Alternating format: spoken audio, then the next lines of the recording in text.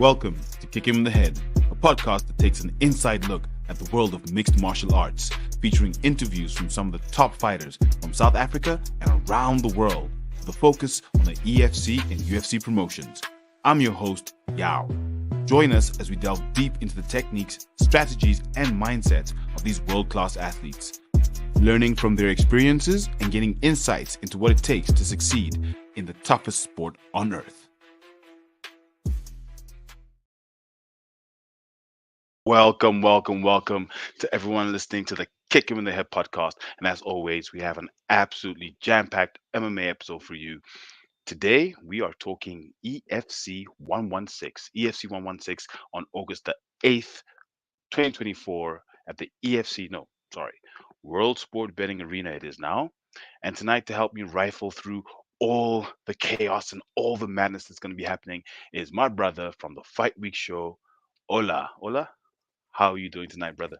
Oh boy, I'm doing good. I'm so excited about this card right here. This card is one that it's got all the juices flowing. You know what I mean? I love the main card. I love some of the prelims as well, and the main events.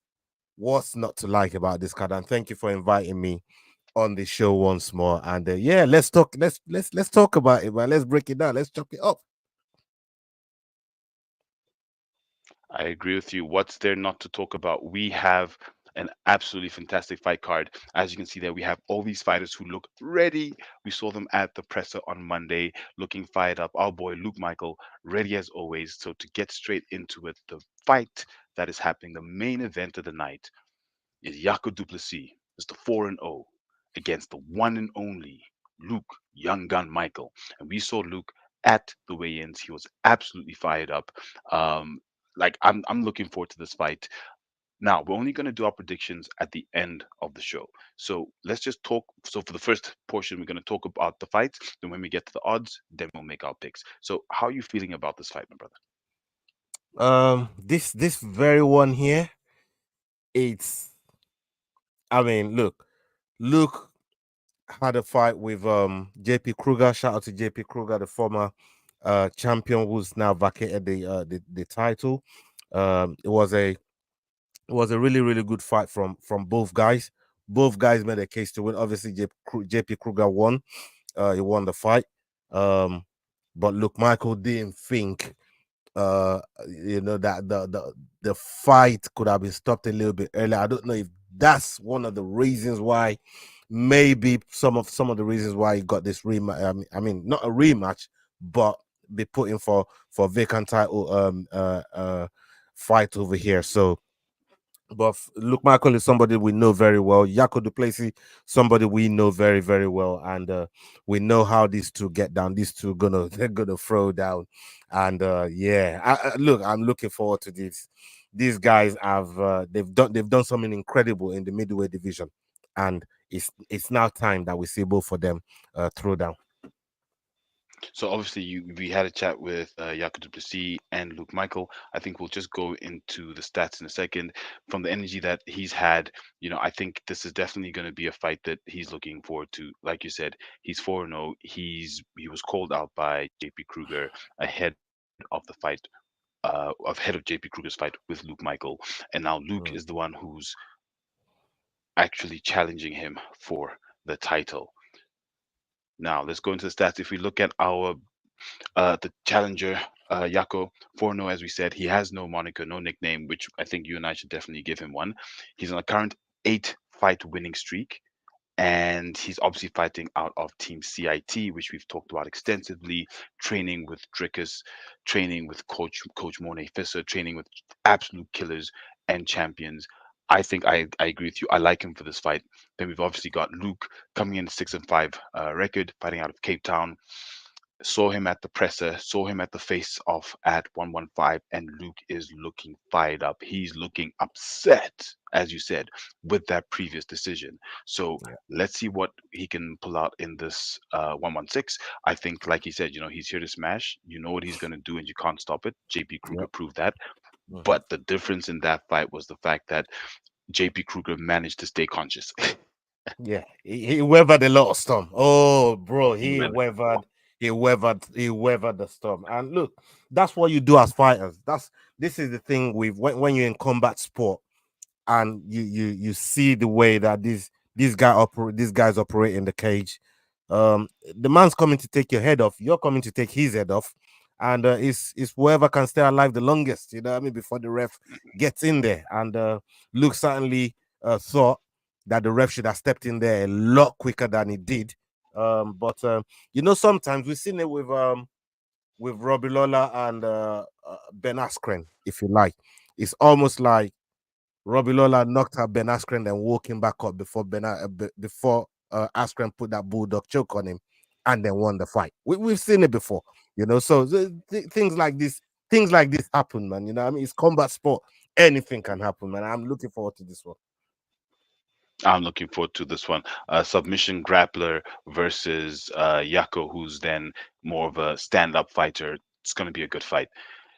Then the rest of the card looking good, looking tasty. The main card, we've got Jean-Jacques Lubaya versus Ken Sekaletu.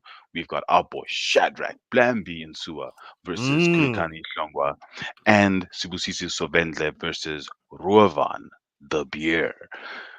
This is the main card of EFC 116. Of these fights, which one are you looking forward to the most? What are The, you expecting from this main card? the yeah, you know what? I'm looking forward to Big Shad Unsua Blammy getting back in the win column. In his last outing, didn't really go his way, and this time, we've had a number of chats with him as well, and he's a very very nice brother, and he goes about his business, but very very humble when you're around him. You've been around him. We've live streamed with him many many times, and he knows the sport. Somebody's a student of the game, and I think we're going to see a different, measured Shadrach this time, man, and I think he's going to get the job done. This is what I'm really, really looking forward to. And now he's ranked number 7 of the middleweights in South Africa, and he's going up against Cold Steel Kulekani Hlongwa, who's ranked number 19 with a current record of 4-8.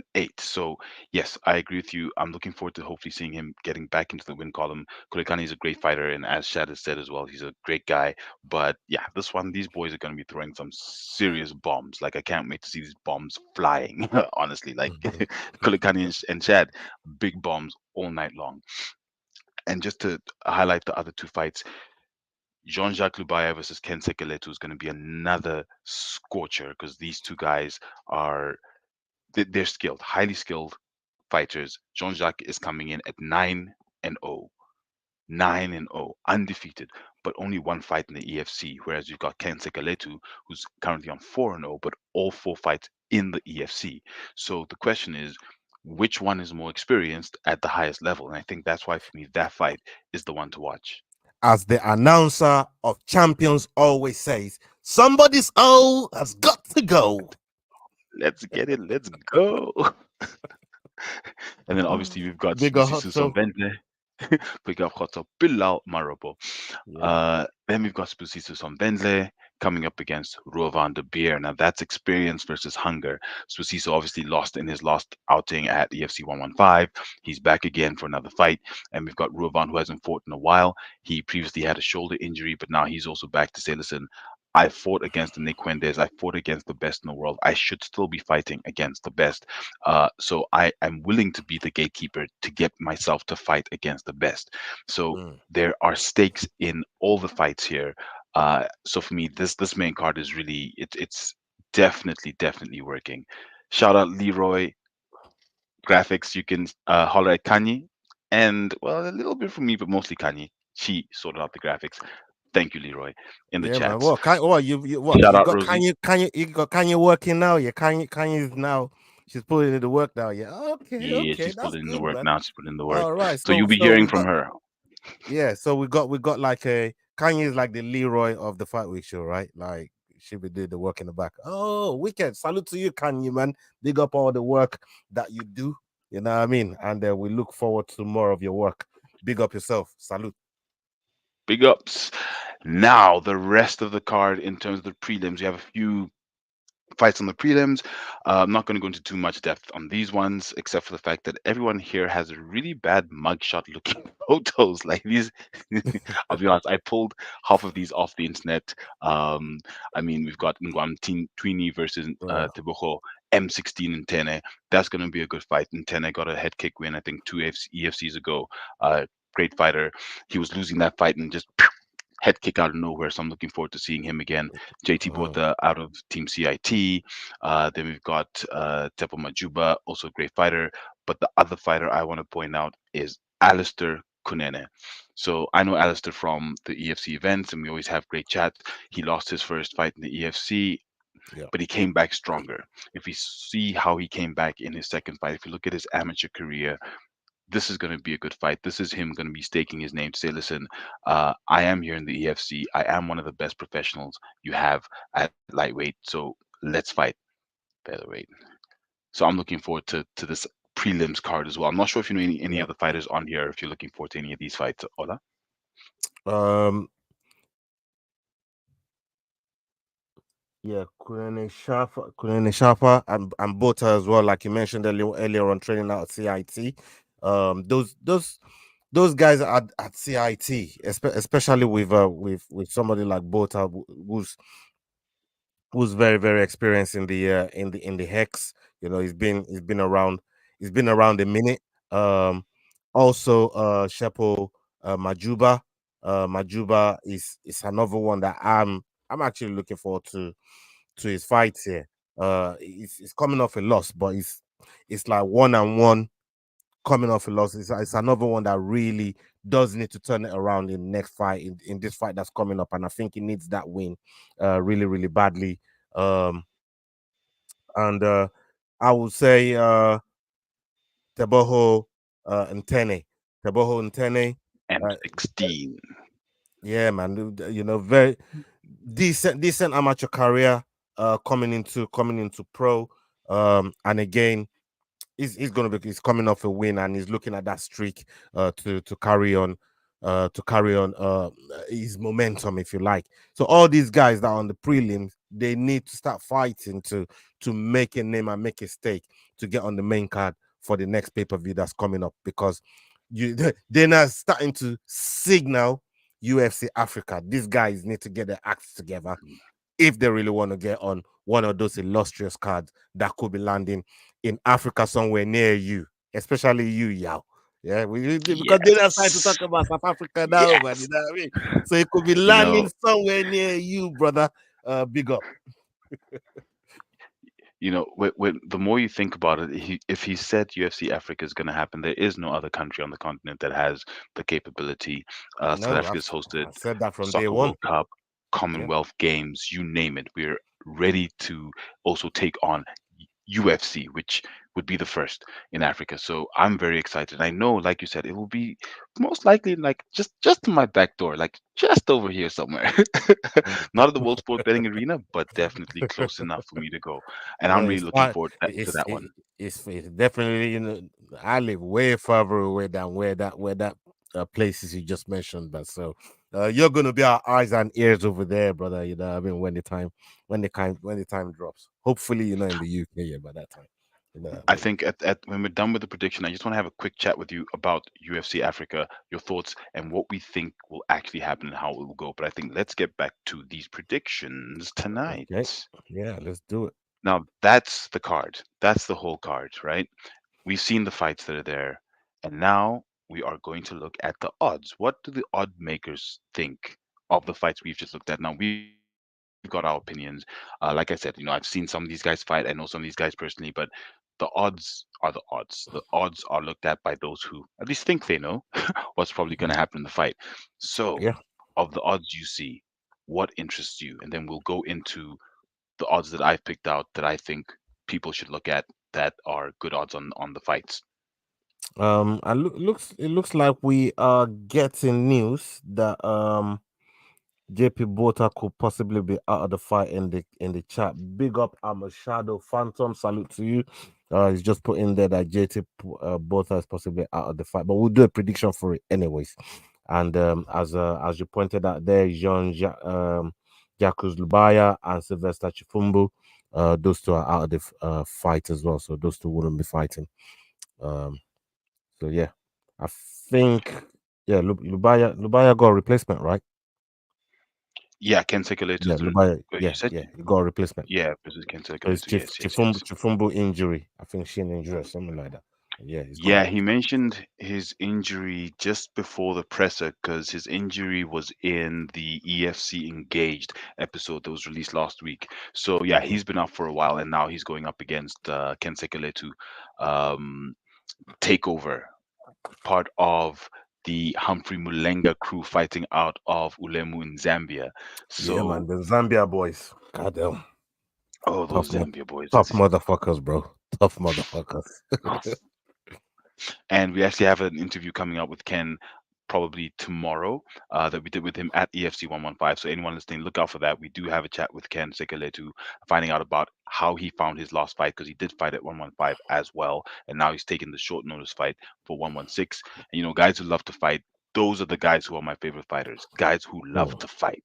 So coming up against formerly international competition in Jean-Jacques Lubaya, who's now in his second fight in the EFC, whereas he's a mm. 9-0 undefeated prospect who's got 8 wins in other promotions. Let's see how he can go against someone who is looking and is hungry to emulate the success of his compatriot in the form of Humphrey Mulenga. So for me, that fight definitely. And obviously Jaco Duplessis and the one and only Luke Michael. But once again, to the odds, Ola, how are you feeling about how these odds are stacked in terms of who's the favorites, who's the underdogs, who's your dog of the week? How are you feeling about this? Mm, bro, I mean, a lot of these odds, uh, they're pretty wild, but it's mixed martial arts, and you just don't know what the hell could happen. I'm looking at the main event card as a bout, as Leroy as rightly pointed out there, saying the odds are crazy, So if I was a betting man, and knowing what Luke Younger Michael is like and about, I put a few quid on there, just just because that's a healthy underdog right there at 7-4. So, if you're a betting man, that's probably something that you look at. Um, and the other one here that I think looks pretty good is the Alisa Kunene and Jesse Sharper. Um, that one there looks pretty good. Sharper looks like a live dog. So if you're thinking about underdogs, those are probably two of the two of the fights that I would say, yeah, you know what, uh, I wouldn't mind, risking a few quid on those underdogs. Yeah, no, I think that's a good pick on your side. And like I said, with the EFC, it's very, very tricky when you pick dogs because you honestly never know what you're gonna get because you don't know what's happening in the back. For Yeah, example, when Shad lost his fight, if you had known what was happening in the background with all we the weight had changes, no. Oh my god, when he told us what happened, it was like, what? How did that fight even go ahead? And yeah, you are absolutely spot on. I'm glad you brought that up, because he did bring up, he brought it up when we spoke to him, and he explained exactly what happened, how big. I think what was the weight difference? Something like 50 pounds, 40 yeah, it pounds. was like 8 kgs, something You what? ridiculous, like No, eight no, it kgs. was no. I think it was more than that. It Was it was more? big. Like, yeah, this brother. He's saying this brother was moving around in some like light heavy, Mm, heavyweight sort of weight class, and he had a lot of pounds on it, which is one of the reasons why he was able to do big shot like that. You know what I mean? So mhm. the power difference was just there. You could see, and he knew it. He was willing to take the risk.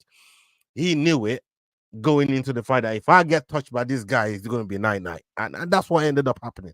But Mm, when he explained and this is not that the fact that he's making an excuse, people, is far from making an excuse. He was just telling us the reason, things that we weren't preview to, going into the fight. So that was a real eye opener. And yeah, I will step carefully into the minefield of world sport betting when you guys go and put your money on some of the fights that are out there. You know what I mean? But That's what we're here for. We're going to give our predictions. It's all predictions. You never know what could happen. Even in the in some of the promotions where that sort of stuff rarely happens, it's still hard to pick fights. I mean, not for people like me. I Mhm. picked 12 folds last week on the last UFC card, man. 12 folds, man. Out of 13 fights, 12. I got 12 correct. We came in with some one guy. We came in with some money, you know what I mean? So come on. If you want to win some money, Rosie, if you're listening in the chat, you want to win some money, holla at your boy. You know how we do. Come on. So shout out to I am Shadow Phantom in the chats. Nathaniel Kumana is also fighting Becky Noble on Thursday. I wasn't aware of that fight. It's not listed on the World Sport betting site, so we somehow missed that one. But that is an interesting fight as well. Kumano being back and fighting against Noble. So we'll just check that one out and then obviously give you guys odds on that Yeah, on our Instagram page. It's probably going to be on the prelims as well because if I did look at the prelims, they did look like they were one fight light. You usually have these five fights on the prelims, so that yeah. then is probably the other fight that's in there. Uh, Leroy saying Luke Michael is a good value bet, even if you're backing Yako. Agreed. 100%. It's the only way to look at it. Mm, and then I am Shadow Phantom once again saying, unfortunately, Shadrack accepted the fight and then left his chin up, and so that's why that happened. Although, Which is look, why I said I wasn't making an excuse. He didn't say it was an yeah, excuse. He just gave us an insight on what happened. And he knew going into the fight. He knew he accepted the fight. He knew going into the fight. He wasn't using it as an excuse. You know what I mean? I made that very clear earlier on when I said it. This is not an excuse. It's more of a reason than an excuse. So we got to be able to logically, differentiate between the two words, excuses and reasons. You know what I mean? There's those are two very, very different words. very true. And like you said, Shad admitted he's like, look, I took it. That's my bad. And this is when we then have the conversation about coaches, gyms, and teams advising fighters correctly because Yep, and sometimes we get upset as fans where they get to the weigh-ins, one fighter doesn't make weight and then his opponent doesn't take it. And we're like, oh, but why didn't you just take it? That's why you don't just take it. That's why what happens leading up to the fight can also be important and be as important as the fight itself. 100%. Shout out once again. I am Shadow Phantom. Thank you so much for all the activity in the chat. Much appreciated. He says usually 7 or 8 fights in the prelims. Not sure where the others are. We will see tomorrow. That is very true. EFC does tend to release the bottom half of the card very, very late, so there could still be 1 or 2 fights that come up tomorrow. So let's see what else comes up. Definitely looking forward to see if there's any more fights on that card. Now, Ola, something a little bit different to what we did before, right? Now, let me hit you with this one. Fighter of the week. Fighter of the week. No idea how proud I am of that graphic when I'm wearing a Khabib hat and I'm watching Ferguson getting kicked in the fucking mouth. You know how fucking gooey that made me feel inside, bro. Bro, I'm proud of you, man. I'm proud of you. Thank you very much for that clip there, man. That's made my day. Look, bro, I don't know what to tell you. It's the logo, so Oh, and you better be ready because Leroy is coming for your neck, bro. I'm just saying. wait, let's hear you in the chats. So, Leroy is getting you for that one. my fight prediction of the night, like I said, is the Jean-Jacques Lubaya versus Ken Seka Letu. Ken the Takeover Seka Letu. Simply because of the stakes and the odds between these two. We got 9-0 versus 4-0, both, and as you said, somebody's O's got to go. And they both look hungry. One more experienced in the promotion that they're fighting in, the other more experienced overall, therefore more international, more diverse experience, but we can't really tell what quality or what level. So for me, this is the fight that I want to watch and see to see who wins this because whoever wins this is either number one contender or definitely fighting next in number one contendership. So for me, this is definitely fight of the night. How about you? Which fight are you looking at for fight of the night? For fight of the night, I can't look no further than the main event. The main event, when we're talking about two guys that are really gonna throw down, that are really gonna leave everything in the cage, that fighting for something that really means the world to both of them. They've both been fighting for this strap all their career to elevate them, and I believe in both of these fighters to really bring the A game, give the fans what they want, and eventually may the best man win. But I'm looking May forward the to best the man fight. win. I'm looking I forward to agree. this That's fight. the only thing us fans want is may the best man win, may the fight be amazing, and may there be lots of blood. Well, Luke definitely gave us that in the first fight. Like he gave us Oh, he did. lots, He did. He lots did. of blood, lots of He blood. did. So definitely, definitely. Now, oh, can't see those two well. Where it comes to parlays, now thanks to World Sport Betting, we have a few parlays that we can look at. This week we do not have parlays from Drickus Duplessis or Luke Michael. Luke Michael, for obvious reasons, he's fighting on the card, and Drickus because he's out training, he's in camp, ready to fight and defend, and still middleweight UFC champion, so he doesn't have picks this week. However, we do have what they are calling their gosh, I forgot the name. Bet something. Bet booster. There we go. They're calling it their bet booster, which is basically a parlay. The one that I've singled out for almost sure money is Ken Hornibrook, Tebogo Ntene, and JT Bota. If I look at who their opponents are, there's very little chance of things going wrong for them winning. And then if I look at the odds, 15 and 4, that was my parlay that for me worked, made sense. I was happy with. Which one of these or which set of fights would you look at as a parlay that could make someone some money? Right. Like I said earlier on, the two live dogs I really really like. You know, the beer is a risky one in there. So I'm looking at the one with Luke Marco, Rovan De Beer, and Jesse Sharper. Jesse Sharper is definitely a live dog. Again, Luke Michael is a live dog, and I think that there's a very, very good possibility those two coming. For but the beer is a risky one. But if you're a risk taker, because gambling is all about the risk. That's the thrill of High gambling. You risk, know high what I mean? reward. That's the risk.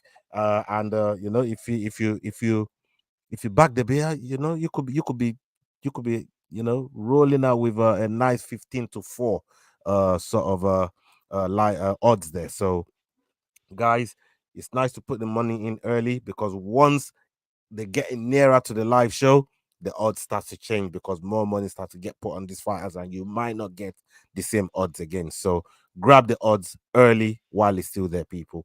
It's right there for you. 100%. And as Rosie said, smash the likes and sub. Everyone listening, please do like, Big up comment, subscribe. Rosie. Big up Rosie. Absolutely love Rosie. Leroy, we don't see Wolfie tonight, but and McDane, but shout out the Rambling Dad podcast. We will be talking to him tomorrow on the Dust Up and Shakedown. Oh, we got plenty to talk about on there too. Oh, yes, we do. So, Ola, let's talk UFC Africa. UFC Africa's it's coming. Dana said it's coming. We're all happy. We're all excited. Thank you, Rosie. We're doing amazing tonight. Thank you so much. Now, the main question for me, if we look at UFC Noche prices, $3,000 a ticket. Uh-huh. You come to Africa, and that's starting price. You come to Africa.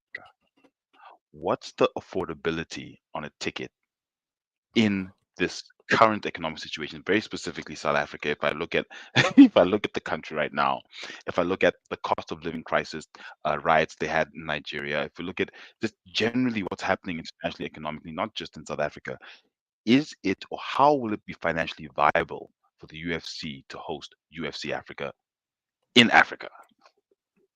Um, Look, it's gonna be tough to get just normal locals, people of South Africa, to come in and pay them sort of prices. When we talked about UFC Noche the other time, and the ticket prices are just crazy. They're wild. But UFC, they need to make their money, and they don't care who's coming to pay. And I think they're gonna fill up the place. They'll fill it up. There's some people with deep pockets out there in Mexico. You know. So I'm not gonna say who, but You know, if you know, you know, you know what I mean. The Sicarios, the cartel, they got money, man. Them motherfuckers got money. You know what I mean. They're a whole heap of them out there in Mexico, and there's some, well-to-do living people out there as well. So yeah, I think they're going to make their money over there, and it's the same thing in Africa. There's a lot of people in Africa with deep pockets, bro. You know what I mean? Deep pockets, and they'll be willing to pay for it, man. You know what I mean? But people like me and you, man, you know what I mean? Well, we're gonna be armchair fans on that day. But judging by the price of them tickets, yeah. My screen is My gonna own. be my affordability. My only question with that is, uh, do those with pockets have the appetite? Like right now in South Africa, we are building the appetite because Drickus is UFC middleweight champion, still knocks. So, for example, just the other day I was at the gas station, some random ass gas station, and there he was holding his title and some other stuff, doing an advert for a shopping chain line, a retail line. Mhm. So Right. there's a lot of marketing happening over him being a champion. Great. Mhm. But despite the deep pockets, I'm not 100% sure about the appetite of those with deep pockets for the specific sport. Um, we, as much as we have a lot of seasoned MMA vets, we've got an international champion, a world champion in Drickus. It's not that big here right now, and that's really my concern. But like you said, people will come from places that are closer. People who are elsewhere in the world, where South Africa is suddenly the closest, cheapest place they can actually get tickets, because instead of Yeah. $3,000, maybe it's $1,500, Yeah. which for us is still steep, but they can actually then really afford. So hopefully that could be the remedy. Either that or government funding and a letter of credit and sovereign debt. There we go. That'll work. Hey, listen, we know Cairo got rich friends, and if he ain't got rich friends, his friends got rich friends, and if his friends ain't got rich friends, their friends got rich friends, man. They're gonna be all right. They're gonna be all right, bro. They'll be all right. They're going to be all right. Ola, thank you so much. That prediction show is absolutely amazing. To everyone listening, don't forget EFC 116 on Thursday from, I think it's from 3:30 is the prelims, early prelims, and then the main card starts at 7 p.m. on Thursday, 8th of August 2024. Tune into EFC Worldwide or on Supersport, and you'll be able to watch or follow the fights live on our Instagram page as well. Do follow us at HeadkickPod on all platforms. We have an interview tomorrow, Ola, by the way. We have an interview tomorrow with one of the challengers, Luke Michael. It's been almost impossible to get Luke. It's a miracle we're Bro, getting him the day before the fight. I don't know how, bro, but big up, shout out Kanye. Definitely that one was all Kanye. bro. Yeah, man. Shout out Kanye doing the Lord's work, because trust me, you know how long we've been trying to get this brother, man. But Yeah, big shout out to him. He's deep in preparation yeah. for this fight, and he wants to leave no stone unturned. And I get it. And sometimes, these are some of the obstacles that we as media uh personalities that try to bring the fighters to the people. These are some of the obstacles, some of the difficulties that we have to go through sometimes to get hold of these guys. So yeah, man, big shout out to Kanye on that one. And yeah, uh, it's gonna be fantastic to have him on the show tomorrow. Excellent. Ola, I know everyone can see your socials in the back, but please do tell people where they can find you, where the Fight Week show is, where you are, social media, Twitter, X, Instagram.